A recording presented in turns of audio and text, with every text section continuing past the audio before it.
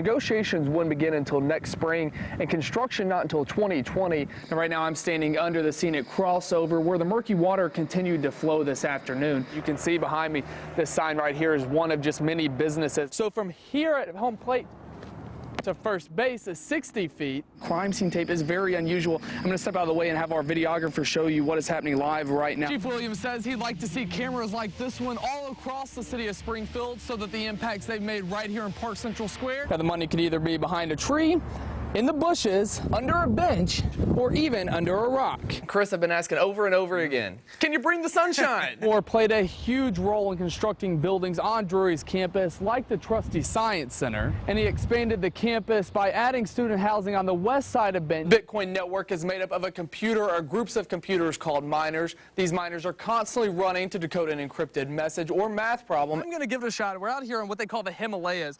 Now let's just see. Environmentalists worry about a city utilities proposal to expand a coal ash landfill. Cross is a Vietnam War veteran and turned into a white supremacist in the 1970s. He made headlines for decades, but neighbors here say you wouldn't even know.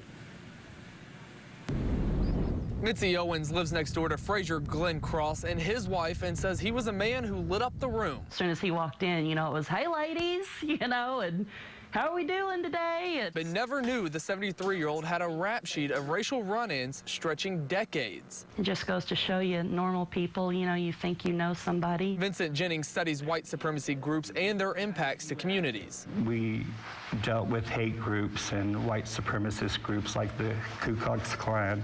Cross served as a Green Beret in the Army and 2 tours in the Vietnam War before he was relieved of his duties because of his extreme beliefs. We know several people that, you know, served in Vietnam who, you know, didn't come back the same. After that, he created the Carolina Knights of the Ku Klux Klan in North Carolina. In his book, A White Man Speaks Out, he writes he was involved in the 1979 Greensboro shootout. Next, he created the White Patriot Party in 1985. He recruited former soldiers to join his fight. But 2 years later, a manhunt led to him being arrested in Springfield. He served 3 years in prison for possessing a grenade.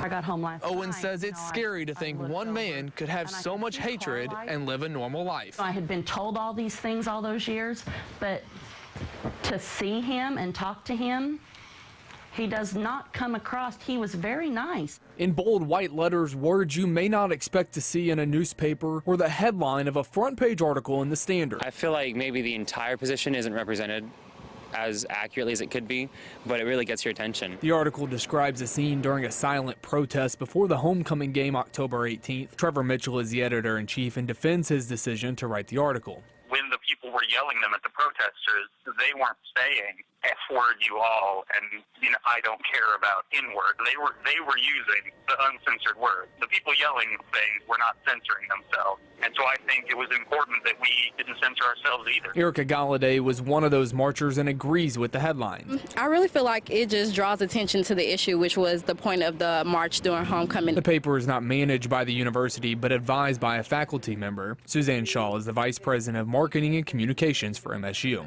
They oversee it. We do not censor it.